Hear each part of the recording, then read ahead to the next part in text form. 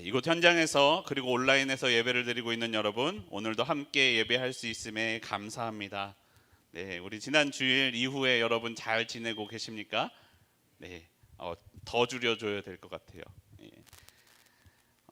지난 주일에 드렸던 여러분의 예배는 하나님의 깊은 만남이 있었고, 그리고 그 힘으로 우리가 나아가서 하나님의 사람으로서 그리스도인으로서 잘 살고 계셨지요? 아멘. 네, 감사합니다. 오늘 우리는 로렌 커닝햄 목사님의 벼랑 끝에 서는 용기라는 책에서 아홉 번째 단원 세상에서 믿음으로 살기라는 단원에서 말씀하고 있는 것, 그 내용을 함께 나누어 보려 합니다. 여러분, 의외로 많은 그리스도인들이 이 세계를 바라볼 때 세속적인 세계와 신성한 거룩한 세계가 나뉘어져 있다라고 생각하는 사람들이 있다고 합니다. 교회는 거룩한 곳이고요, 세상에서 일하는 사람들은 세속적인 직업을 가지고 있다라고 생각하는 것이죠. 거룩한 곳 교회에서는 영적인 공급을 받고, 세속적인 세계에 나가서는 삶을 견디며 싸우며 살아나가는 것이 우리의 그리스도인이다라고 생각하는 사람들이 있다고 합니다. 우리는 계속해서 로렌 커닝햄 목사님의 책을 통해서 우리의 삶에서 하나님이 역사하시게 하는 것, 그리고 특별히 믿음으로 재정을 사용하고 공급받는 이야기를 여러 가지 들어오고 있습니다. 지난주에는 봉원준 목사님 설교를 통하여 하나님의 관점으로 바라보는 연습을 하기도 했었죠. 그것을 통해 우리 가운데에서 하나님이 일하심을 경험할 수 있다라고 말씀드렸습니다.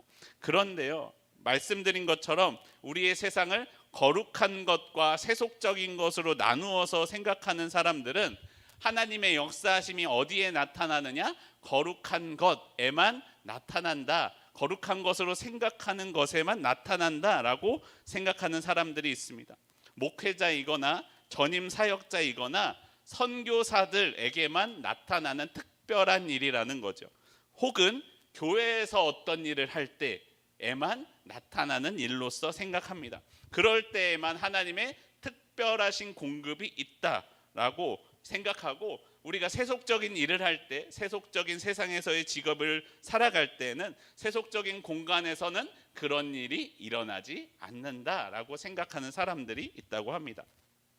실제로 그러한가?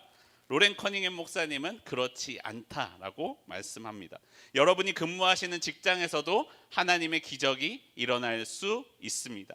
하나님은 우리가 어느 곳에 있든지 우리를 돕고자 하십니다. 하나님의 도움을 받는 저와 여러분이 되기를 소원합니다. 우리가 예수님을 사랑하고 하나님의 부르심대로, 하나님이 우리를 부르신 그 방법대로 부르신 장소에서 주님을 섬기고 있다면 우리는 그곳에서도 믿음으로 살 수 있다라고 말씀합니다. 우리가 일하는 공장이나 법원이나 백화점, 어떠한 가게에서도 우리는 영적인 승리를 맛볼 수 있다라는 거죠. 그곳이 우리의 선교지이기 때문에 그렇습니다. 여러분, 다시 생각해 보면 그렇습니다. 하나님의 것이 아닌 것이 어디 있겠어요? 이 세상 것 중에 하나님의 것이 아닌 것이 어디에 있겠습니까? 예수님은 그리고 우리를, 자기를 따르는 사람들을, 모든 사람들을 세상으로 보내셨다라고 우리에게 말씀합니다. 요한복음 20장 21절 말씀입니다. 우리 함께 한 목소리로 읽어보겠습니다. 시작. 요한복음 20장 21절 말씀이요. 드림 PPT에 없나요? 요한복음 20장 21절 제가 읽어드리겠습니다. 예수께서 또 이르시되 너희에게 평강이 있을지어다. 아버지께서 나를 보내신 것 같이 나도 너희를 보내노라. 우리에게 말씀하셨습니다. 즉 우리 모두는 보냄을 받은 사람들이다라는 것입니다. 그렇게 전임 사역자와 일반적인 직업을 가진 사람은 일의 위치와 하는 일의 유형이 다를 뿐입니다. 우리는 소위 말하는 세속적인 직업을 가진 그 상황 가운데에서도 하나님의 영적인 능력을 발휘하며 살 수 있으며 그렇게 살아야 한다라고 말씀합니다. 그것을 위해서 우리는 먼저 우리에게 주신 하나님이 보내신 자리, 예수님이 보내신 자리, 우리의 사명을 찾아야 합니다.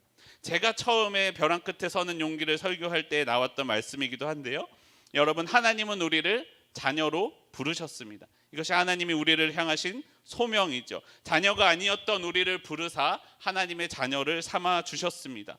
그리고 그렇게 자녀로 부르신 우리가 이 땅 가운데서 자녀로 살아갈 수 있도록 우리 각자에게 맡겨 주신 일, 그것이 우리의 사명이죠. 부르심대로 하는 일, 그것이 우리의 사명입니다. 각자에게 사명을 주사 그 사명을 통하여 하나님의 부르심대로, 예수님의 보내신 대로 우리가 소명을 따라 하나님의 자녀로서 살게 우리를 함께 하고 계십니다. 우리는 세상적인 기준과 방법으로 이 세상에서의 삶의 자리를 결정해서는 안 된다라는 것이죠. 믿음으로 우리 삶의 자리를 결정해야 합니다. 우리가 하나님이 택하신 그 자리에서 하나님의 사명대로 일하고 있다면 우리는 세속적인 일을 할지라도 선교사와 같다라고 우리에게 가르쳐 줍니다. 우리가 세속적인 일을 할 때에도 우리가 무엇을 하든지 하나님의 영광을 위해서 해야 합니다. 하나님은 우리 그리스도인들을 그렇게 부르셨기 때문입니다. 여러분, 선교사는 일을 어떻게 한다고 배웠습니까? 우리가 선교사는 일을 해 나갈 때 구체적으로 하나님께 묻고 기도하며 하나님께서 주시는 마음을 받습니다. 하나님의 음성을 듣고 행동으로 옮깁니다. 자신이 할 수 있는 일은 최선을 다해서 하고 할 수 없는 일은 하나님께 맡깁니다. 이것이 선교사들이 일하는 방법이다라고 우리는 배웠습니다. 그러면 우리 그리스도인들은 모두 다 동일하게 믿음으로써 그 믿음의 능력이 세속적인 삶에서도 동일하게 나타나도록 우리가 하나님의 음성을 듣고 하나님의 말씀대로 행동에 옮기며 우리가 할 수 있는 일은 하고 하지 못하는 일은 하나님께서 역사하실 것을 믿는 그 믿음이 우리 가운데 동일하게 필요하다라는 것이죠. 로렌 커니의 목사님이 있는 열방대학, 하와이에 있는 열방대학에서 컴퓨터 프로그램 개발을 맡고 있던 로드 게르하트라는 사람과 월 터너 박사가 있었습니다. 이 두 분은 한참 개발을 하는데 컴퓨터에 무언가 문제가 생겼습니다.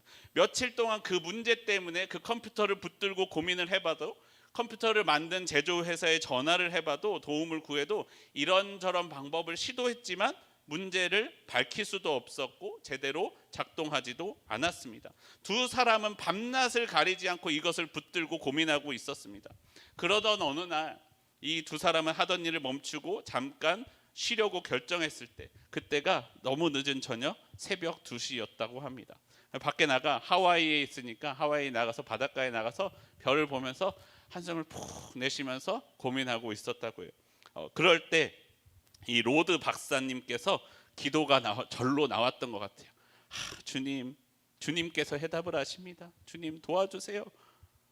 그러니까 갑자기 무언가 아이디어가 탁 떠올랐대요.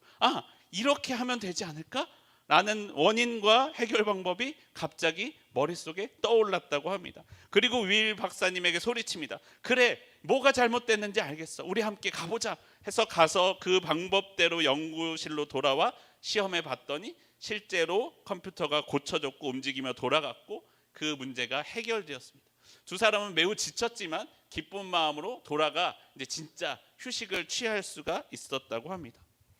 믿지 않는 사람들이 들으면 야, 그거 며칠 동안 고민했으니까 그 생각이 그제서야 떠오른 거지 라고 이야기하지만 월 터너 박사님과 이 로드 박사님은 두 사람은 그날 하나님께서 자신들에게 말씀해 주셨음을 믿고 있었다, 그렇게 확신하고 있었다고 합니다. 많은 사람들이요, 거룩한 것과 부정한 것을 나누면서 그것들은 본래 그런 거야, 이거는 원래 거룩한 거고 이것은 원래 부정한 거야 라고 생각한다고 합니다. 부정한 곳에서는 하나님의 역사가 일어날 수 없다고 생각합니다.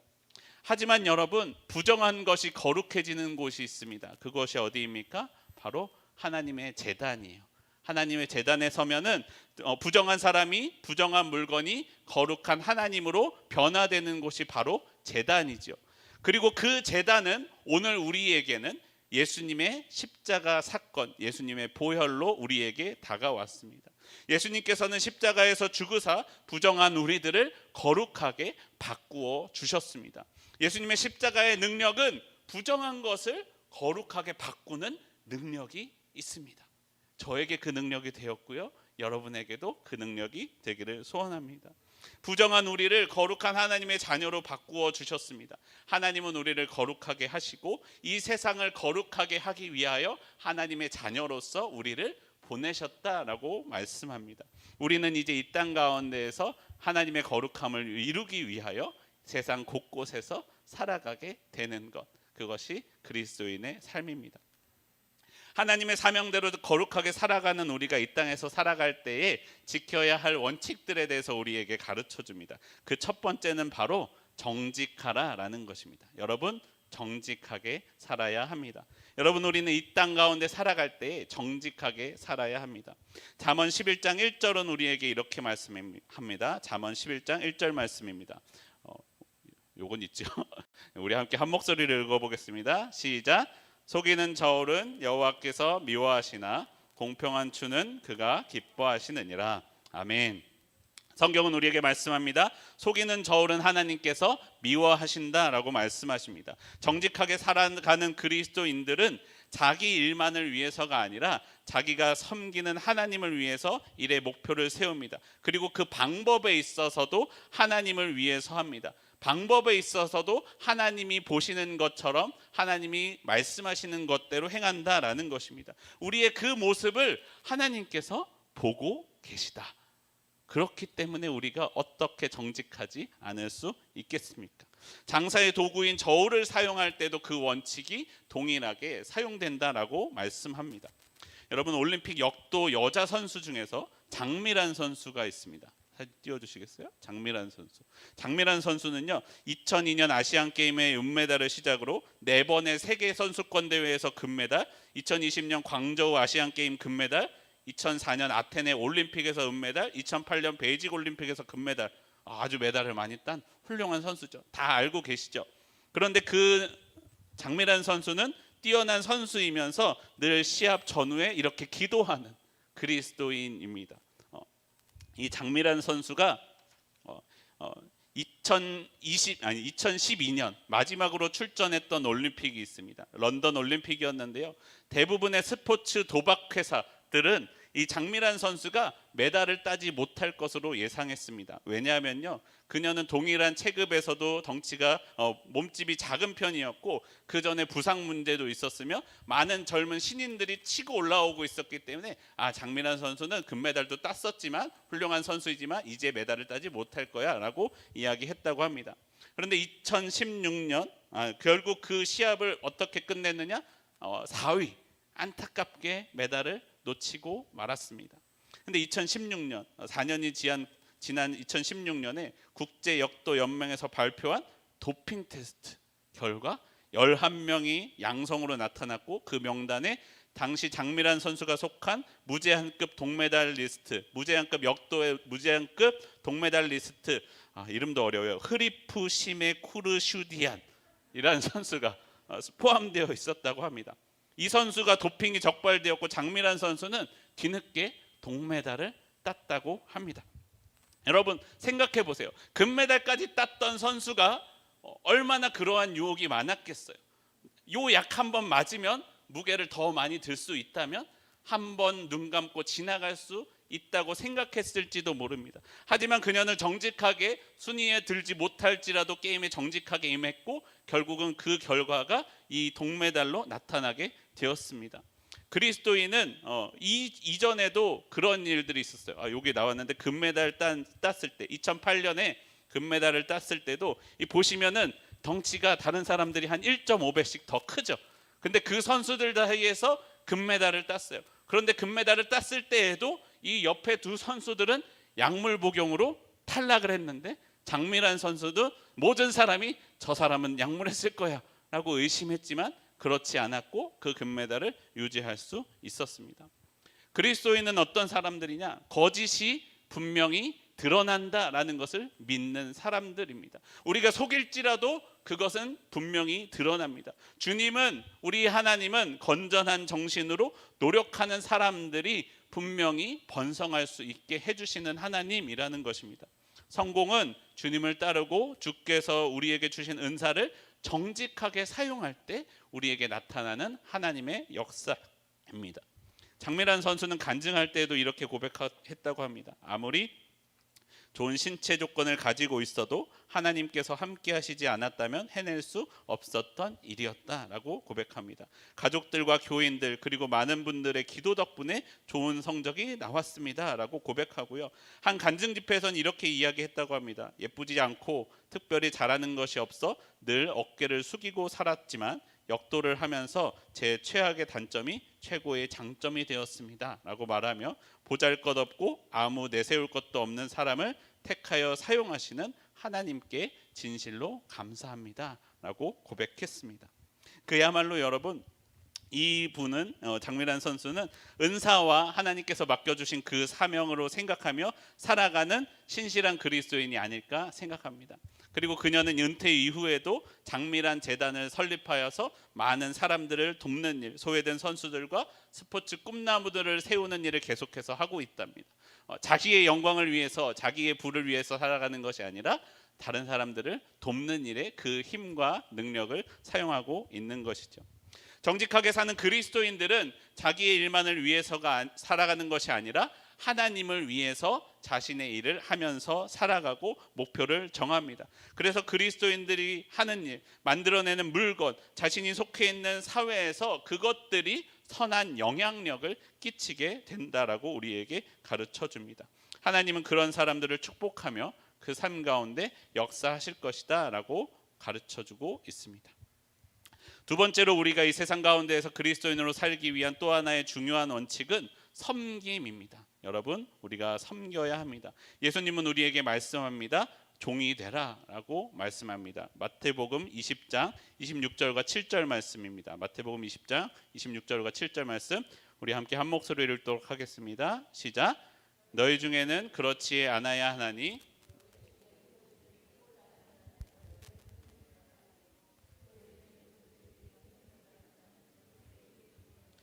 너희의 종이 되어야 하리라 라고 우리에게 말씀합니다.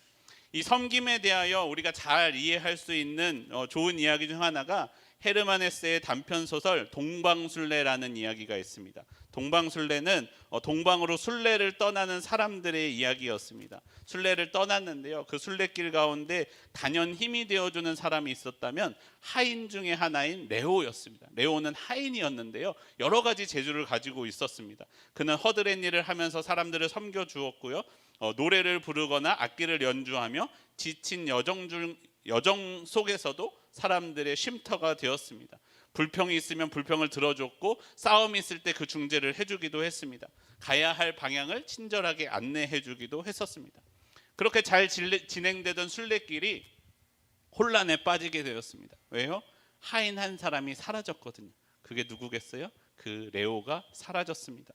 그 레오가 사라지니까 사람들이 갈등하게 됩니다. 무기력해지고요, 믿음이 사라지고 가치와 의미를 잃어버리게 되었습니다. 분명히 그는 하인이었는데 그 사람이 없어지자 이 전체의 그룹이 흔들리게 된 것입니다. 그리고 후일에 그 하인인 줄 알았던 레오는 사실 그들이 속한 교단의 지도자급이었다라는 사실이 밝혀지게 됩니다. 지도자가 하인이 되어 순례를 떠나는 사람들을 섬겨 주었다라는 거죠.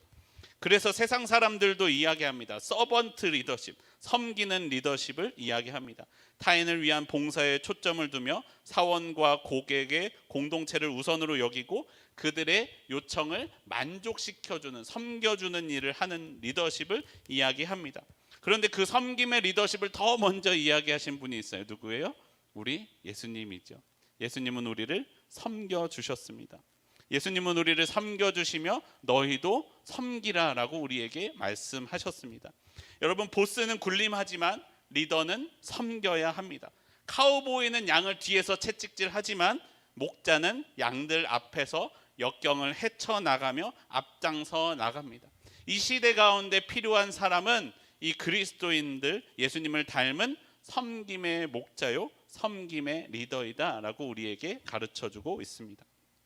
성경은 또한 우리에게 말씀합니다. 오늘의 본문이죠. 에베소서 6장 7절입니다. 기쁜 마음으로 섬기기를 주께 하듯 하고 사람들에게 하듯 하지 말라. 우리가 하나님을 섬기는 것처럼 세상 사람들을 섬길 때 우리의 그 선한 영향력이 세상 사람들 가운데도 나타날 것입니다. 예수님께서 우리에게 섬기라고 말씀하셨습니다. 그렇기 때문에 우리는 사람들을 섬겨 주어야 합니다. 우리가 일반 직업인이든 아니든 사역자이든 그리스도인은 섬기는 사람이 되어야 합니다. 그냥 섬기는 게 아니라 어떻게 해요? 죽게 하듯이 섬기는 사람이 되어야 합니다. 사람을 섬기기 위해서 우리가 예수님과 같은 마음을 품는다면 상사들 앞에서 늘 동일한 신실한 바른 사람이 될 수 있습니다. 그리고 부하 직원들에게는 사람을 이용하는 사람이 아니라 사랑하는 상사가 되어줄 수 있겠죠. 우리가 다른 사람을 섬기는 삶을 살아갈 때에 그 가치관은 자연스럽게 함께 일하는 사람들에게도 전파될 것이다 라고 말씀합니다. 서로 남의 위에 서기 위해 다투는 이 세상 사람들 가운데 다른 사람을 섬기며 살아가는 이 시간, 우리의 삶이 그리스도인들이 이 땅 가운데 더욱 빛나게 만들어두는 일이 된다라고 우리에게 말씀하고 있습니다. 여러분, 마지막 세 번째로 그리스도인들이 일반적인 직업에 종사하면서 기억해야 할 세 번째 원칙은 안식일을 기억하여 거룩하게 지키라라는 것입니다. 안식일은 여러분 하나님께서 만드신 것입니다. 일주일 중에 하루 안식하는 것은 하나님을 신뢰하는 위탁의 날입니다. 앞서 봉원준 목사님 말씀하셨을 때도 그렇죠. 돈이 넉넉하지 않아도 11조를 내면서 재정적인 문제에 있어서 하나님을 믿는 것이라면 우리의 삶의 문제에 있어서 일의 문제에 있어서 하루를 구별하여 쉬면서 이 안식일을 지키는 것은 시간에 11조를 드리는 것과 같다라고 우리에게 가르쳐 줍니다. 주님은 먼저 안식일을 지키셨습니다. 우리 하나님은 6일 동안 창조하셨고 7일째에 그 활동을 멈추시고 안식하셨습니다. 이스라엘은요, 주 1회의 안식일은 물론 6년 동안 식물을 심고 7년째 되는 해에는 심지 않음으로써 하나님의 안식을 지켰다고 합니다. 여러분, 1년을 쉬면은 재정적으로 어려울까요? 평안할까요? 어려움이 있죠. 그런데 그 어려움이 오히려 생명의 위협으로 다가오는 것이 아니라 하나님을 더욱더 의지하는 길이 되어 주었다라고 가르쳐 줍니다. 여러분, 우리는 우리의 삶 가운데 안식일을 구별하여 지키는 것, 그것이 하나님의 말씀이고 하나님의 명령임을 기억해야 됩니다. 여러분, 책에는 여기까지 나와 있는데 이 내용을 묵상하던 중 한 가지 이야기를 더 해야 되겠다라는 생각이 들었습니다. 여러분, 우리가 안식일을 지키라는 하나님의 말씀은 어디에 나와 있습니까? 십계명에 나와 있죠. 그런데 그 십계명이 기록된 말씀을 다시 한번 보도록 하겠습니다. 출애굽기 20장 8절에서 11절 말씀, 우리가 잘 아는 말씀이긴 합니다. 우리 함께 한 목소리로 읽어보겠습니다. 시작. 안식일을 기억하여 거룩하게 지키라. 8절부터 해주세요. 예, 시작. 안식일을 기억하여 거룩하게 지키라. 엿새 동안은 힘써 내 모든 일을 행할 것이나 일곱째 날은 내 하나님 여호와의 안식일인즉 너나 내 아들이나 내 딸이나 내 남종이나 내 여종이나 내 가축이나 내 문 안에 머무는 객이라도 아무 일도 하지 말라. 이는 엿새 동안에 나 여호와가 하늘과 땅과 바다와 그 가운데 모든 것을 만들고 일곱째 날에 쉬었음이라. 그러므로 나 여호와가 안식일을 복되게 하여 그날을 거룩하게 하였느니라. 우리에게 말씀하고 있습니다. 그런데 여러분, 8절과 9절을 주목해서 봐주시길 소원합니다. 8절과 9절이에요. 하나님, 안식일을 기억하여 거룩하게 지키라. 엿새 동안은 힘써 내 모든 일을 행할 것이나. 여러분, 안식일을 기억하여 거룩하게 지키라라는 말씀과 함께 6일 동안은 힘써 내 모든 일을 하라라고 말씀합니다.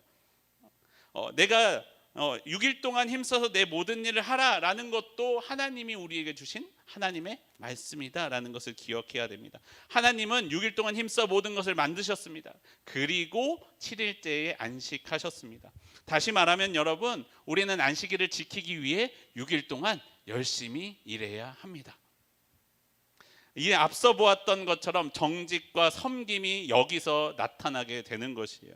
6일 동안 정직하게 다른 사람을 섬기며 일함으로써 안식일을 지킬 수 있도록 해 주어야 합니다. 여러분, 사람들이 하는 말 중에서요, 월도라는 말이 있어요. 알고 계신가요? 월도. 젊은 분들은 아실 텐데 월도, 월급 도둑이에요. 월급 도둑. 회사에서 일하면서 근무 시간에 다른 일을 하는 거예요. 여러분, 요새 그런 거 이슈 되잖아요. 뭐 좀 지났지만 뭐 코인, 비트코인, 무슨 코인, 주식이 들락날락 올락내락, 부동산이 오르기만 하고 아직 내리락 안 하지만 부동산이 막 오르고 이런 건 하니까 근무 시간에 일은 안 하고 그것만 바라보고 있는 거야. 주식만 하고 있고 부동산만 보고 있고 코인만 보고 있고 월급을 받으면서 월급에 대한 일을 하지 않는 것, 월급 도둑이라고 월도라고 합니다. 그러면서 그것까지만 해도 나쁜 사람인데 일해서 일을 못했으니까 일 못했다고 야근을 하고 특근을 하면서 수당까지 받아가는 사람, 그야말로 월급 도둑이죠. 물론 업무에 따라서 주말 근무가 어쩔 수 없는 사람도 있지만 안식일을 지키는 그리스도인들은 자기가 주어진 근무 시간 동안에 최선을 다해서 열심히 일함으로써 안식일을 지킬 수 있도록 하는 사람이 되어야 합니다.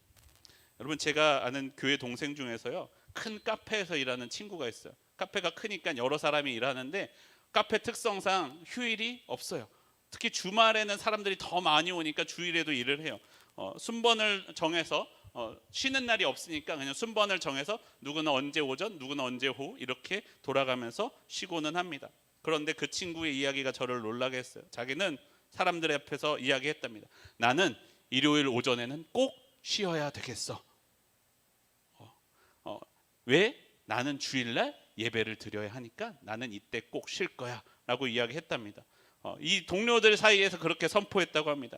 그냥 여기까지였다면 누구나 쉬고 싶어하는 일요일 오전에 자기 혼자만 쉬고 싶어하는 사람으로서 다른 동료들의 미움을 받았을 거예요. 그런데 이 친구가 그에 덧붙여서 한마디 더 했습니다. 대신 다른 휴일들, 다른 빨간 날, 다른 명절에 오전에 아니면 오후에 너희들이 쉬고 싶어하는 그때 내가 근무할게.